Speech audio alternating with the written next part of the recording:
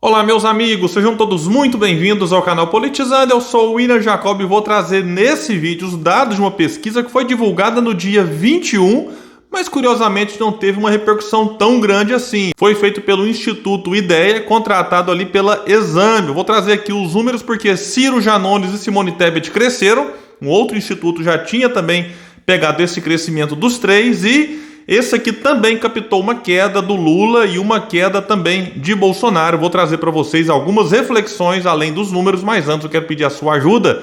Se você chegou e não está inscrito no canal e puder, se inscreva, ativa aí o sininho das notificações, porque sempre que a gente publicar um vídeo novo, você será informado disso. Se assistir esse vídeo e gostar, mas é só se gostar, deixa o joinha para cima, o like, se não gostar faz parte, joinha para baixo. Comenta, compartilha, joga lá naquele grupo de WhatsApp, grupo de Facebook, tudo isso é muito importante para que a gente fure bolhas. Estamos aí nos encaminhando para atingir 84 mil inscritos e a sua ajuda pode ser muito importante para isso. Pessoal, e é o seguinte, a pesquisa foi feita ouvindo 1.500 eleitores entre os dias 15 e 20 de julho. Tem uma margem de erro de 3 pontos, para mais ou para menos. E nela aqui, na pesquisa estimulada, o Lula lidera com 44, ele tinha 45. Então, ele oscilou um ponto para baixo. Bolsonaro, vejam bem, ele aparecia nessa pesquisa no mês passado com 36 e agora ele aparece com 33. Então, uma queda aqui de 3 pontos do atual presidente. Ciro Gomes aparecia com 7, ele que tinha caído um ponto de maio para junho e agora recuperou esse um ponto, ele voltou aqui a atingir 8%. Simone Tebet, que tinha 3, agora aparece com 4. Janones, que tinha 1, agora ele aparece com 2. Felipe Dávila e Pablo Marçal, 1 ponto cada. Vera Lúcia, 0,5. Bivar, 0,2. Sofia e Emael, 0,1. Ninguém branco nulo, 4. Não sabe, 3. Então, como eu disse, é mais uma pesquisa que mostra uma mudança pequena, né? A campanha não começou, eu acredito que mudanças maiores no cenário, elas acontecerão na campanha, quando de fato o eleitor estiver mais atento ao que está acontecendo. As próprias convenções agora, por exemplo, a do Ciro aconteceu no dia 20 e esse instituto aqui ele foi do dia 15 ao dia 20. Então, não pega eventualmente o impacto que a convenção do Ciro pode ter tido. Enfim, para muita gente que duvidava, será que ele ia mesmo ser candidato? Será que não vai? E o discurso dele foi um discurso longo, muito importante, eu digo mais até histórico, né? Teve uma ampla repercussão em vários meios de comunicação, então tudo isso pode beneficiá-lo a médio prazo, mas mudança drástica, eu acho que para todos, só de fato quando a campanha começar. Mas vamos pegar agora aqui os cenários de segundo turno. Lula venceria Bolsonaro se as eleições fossem hoje. Isso é importante, eu esqueci de falar lá atrás. Tudo isso aqui é o retrato do momento. Ele pode mudar, até porque o retrato desse momento ele pega que vários fatores, várias indefinições ainda. A própria Simone Tebet, que melhorou um pouco aqui. Será que ela vai ser candidata ou não? Quem vai ser o vice da Simone Tebet? Quem vai ser o vice do Ciro? Já que o do Lula já sabemos que será o Alckmin, de Bolsonaro será o Braga Neto. Então tem muita coisa que pode acontecer e a pesquisa pega o retrato desse momento, né? E como a gente sabe que muita coisa já aconteceu em eleições passadas que podem mudar esse cenário. Mas hoje, no segundo turno, então, como eu disse, Lula derrotaria Bolsonaro 47-37, uma diferença de 10 que era de 7. Então Lula melhorou aqui em relação ao atual presidente. Lula contra Simone Tebet, 48-25, uma diferença de 23 que era de 27. Eu vou trazer aqui já do Ciro. Lula venceria Ciro 44-31. Então uma diferença de 13 que era de 2, então oscilou aqui um ponto. Agora, o que eu acho, olhando aqui para a situação de Ciro, que está 13 pontos atrás de Lula, Simone Tebet está 23, mas eu acho que a avaliação ela pode até servir também para a Tebet, apesar da distância dela ser bem maior que a do Ciro. Eu acredito que num eventual segundo turno entre Lula e Ciro ou Lula e Simone Tebet, que não é fácil acontecer, mas não é impossível, eu vou falar disso daqui a pouco, muita gente que está agora indo com o Lula só porque tem medo de Bolsonaro, sem Bolsonaro no segundo turno, esse eleitor dá uma aliviada e pode avaliar com mais calma as propostas do Ciro, da Simone Tebet. Então, a gente sabe que o grande temor do Lula é justamente um segundo turno contra alguém que não seja Bolsonaro, porque esse alguém conseguiria ter o apoio, além de muitos partidos e muitos políticos contra o próprio Lula. A própria sociedade está cansada né, dessa polarização, e qualquer um que for contra Lula ou contra Bolsonaro, eu acredito que sairia do segundo turno vitorioso. Não é o que mostra o retrato desse momento, mas segundo turno a gente sabe que muita coisa muda. Vamos trazer aqui então, né, o cenário agora. Bolsonaro venceria Ciro. Esse aqui é o único instituto que tem mostrado isso, 39-35, uma diferença de 4, que era de 6. Como a margem de erro de 3 pontos para mais ou para menos, estão tecnicamente empatados. Várias outras pesquisas, a Datafolha inclusive, têm mostrado o Ciro derrotando o Bolsonaro com uma larga vantagem, mais de 10 pontos, alguns mostram o Ciro 15 pontos à frente, mas esse instituto tem mostrado esse cenário um pouco diferente. Mesmo assim o Ciro diminuiu a diferença que Bolsonaro tem para ele. E Bolsonaro venceria Simone Tebet 40-26, diferença de 14, que era de 21. Também acho que se a segundo turno acontecesse, a Tebet derrotaria Bolsonaro tranquilamente. Rejeição. O Instituto perguntou, e se os candidatos fossem esses, se a eleição fosse hoje, em quem você não votaria de jeito nenhum para presidente do Brasil? Bolsonaro lidera a rejeição com 46%, era 44%. Lula vem em seguida com 40%, era 42%. E Ciro tinha 18%, agora 19%. Vejam a diferença. E agora os outros candidatos, como são menos conhecidos, é normal que sejam menos rejeitados. Mas mesmo assim vou falar o número deles aqui. Vera Sofia Simone Tebet Janone 7, Emael Felipe Bivar 6, Leonardo Péricles 5, Pablo Marçal 4. E eu não citei a Tebet, mas ela tinha 12, então ela caiu 5. Isso aqui é o que chama um pouco a atenção, porque os outros candidatos oscilaram ali, mas dentro da margem de erro, pouca coisa, para mais ou para menos, e a Simone Tebet foi quem teve uma queda na rejeição de 5 pontos, o que é importante para ela. Assim, vamos falar aqui agora um pouco dos principais candidatos. O Lula aqui deu uma oscilada de 1 ponto para baixo, mas mantém uma liderança ainda muito folgada, mesmo em relação a Bolsonaro. É claro e óbvio que ele se beneficia do fato de que, primeiro, o PT sempre teve um eleitor muito fiel. Vale lembrar que quando o Lula teve devolvido os seus direitos políticos, ali em março de 2021, as primeiras pesquisas mostravam o Lula na casa de 30%. De lá para cá, o tempo foi passando, o que aconteceu? As pessoas com raiva do Bolsonaro olhavam para as pesquisas, e pesquisas infelizmente influenciam muitas pessoas, mas não determinam. É bom dizer isso porque já teve reviravoltas aí, né, na eleição de 2020 mesmo, 2018, enfim, todas elas sempre tem algumas pesquisas que erram e erram feio.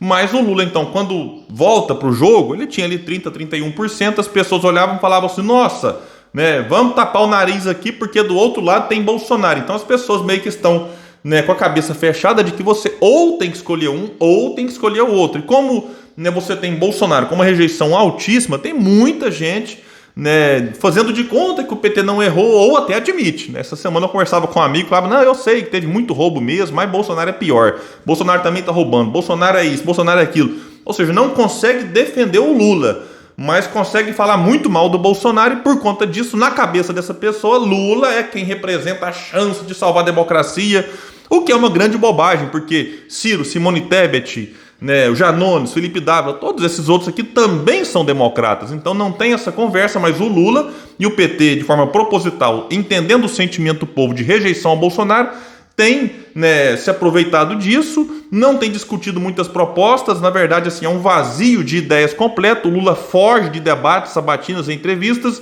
e o argumento principal é, não é hora de criticar o PT, nós temos que focar em salvar a democracia, livrar o Brasil do fascismo.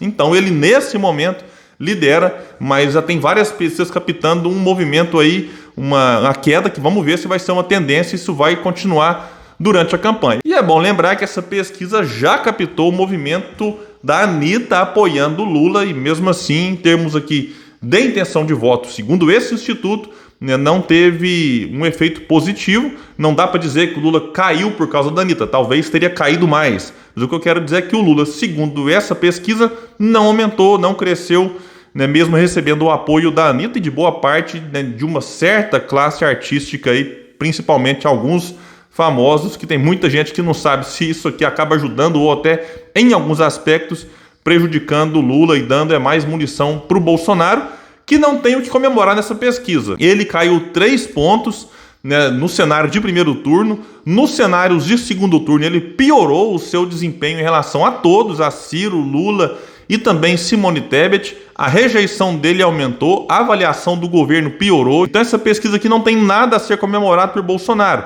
E pegando aqui a avaliação, por exemplo, ele tem 29% de ótimo ou bom, era 33%. E ruim ou péssimo, 48%, era 44%, e o regular se manteve em 21%. Então na avaliação ele teve aqui uma piora também significativa, tudo isso apesar das medidas eleitoreiras, aí mexendo no ICMS dos combustíveis, mexe naquilo que vai para a educação e para a saúde, mas não tem coragem de mexer naquilo que vai para o bolso dos acionistas, porque essa política de preço continua beneficiando uma pequena minoria, né? E agora a medida foi o quê? Tirar dinheiro dos estados, dinheiro que ia, né, de volta para o povo. Né? Bolsonaro também teve a PEC kamikaze, PEC eleitoreira, né, mudando ali o auxílio, passando para R$600 só até o final do ano, dando dinheiro para caminhoneiro, para motorista de aplicativo, só até o final do ano também, como se depois o Brasil passasse a ter uma maravilha. Né? As bobagens que o Lula tem falado também, por enquanto, não beneficiaram Lula, segundo esse instituto. Enfim, o povo está sofrendo, né, e muito. E por mais que o Bolsonaro tente, enfim, me parece aqui que a situação dele é muito complicada e o povo quer mudança. Perguntado aqui nessa pesquisa se o Brasil está no rumo certo, 54% disseram que não, 37% que sim. Então, Bolsonaro sabe que o seu governo não tem resultado para entregar, que é uma tragédia, e para desviar o foco, o que ele faz? Tenta alimentar algumas pautas, chamar atenção a partir de algumas questões vinculadas a polêmicas, a pauta de costumes. Enfim, isso aqui é uma estratégia que ele usou muito em 2018, quando ele não tinha proposta para oferecer, e agora sem resultado para mostrar, vai tentar desviar, mas por enquanto não tem dado muito certo. Ciro Gomes está em terceiro, não terá vida fácil, mas tem alguns ativos que outros, né, que assim como ele, desejam quebrar essa polarização, não tem. Por exemplo, Ciro tem um projeto de país desenhado em que ele defende. Eu assisti ontem a participação do Ciro na entrevista lá na Fiesp, é um negócio impressionante, né? Como que ele consegue, né, explicar aquilo que ele deseja para o Brasil. E ele disse algo importante que vale a pena destacar, que é o seguinte: ele está lá apresentando as suas ideias, ele está disposto a abrir mão de qualquer uma delas, mas se alguém apresentar outras melhores no lugar. Então ele vai lá, debate, escuta, fala, propõe, enfim, realmente é um candidato muito diferenciado, né? Ele está em terceiro, uma posição importante para receber o voto útil de quem não quer polarização, mas que nesse momento até está dizendo que vota num porque detesta o outro, mas que está aí meio que atento a qualquer mudança ali, né, de uma força que o terceiro colocado passe. Esse eleitor que está com o primeiro ou com o segundo, ou até com o quarto ou quinto, pode fortalecer o terceiro. Então isso é importante para o Ciro, que resistiu, né? Isso aqui é um fato também que vale a pena registrar. Há diversos ataques, obstáculos criados por todos aqueles que querem manter a polarização. Então o Ciro resistiu, diferente de muitos outros, né, que ficaram pelo caminho, e ele se apresenta como uma mudança que o Brasil precisa.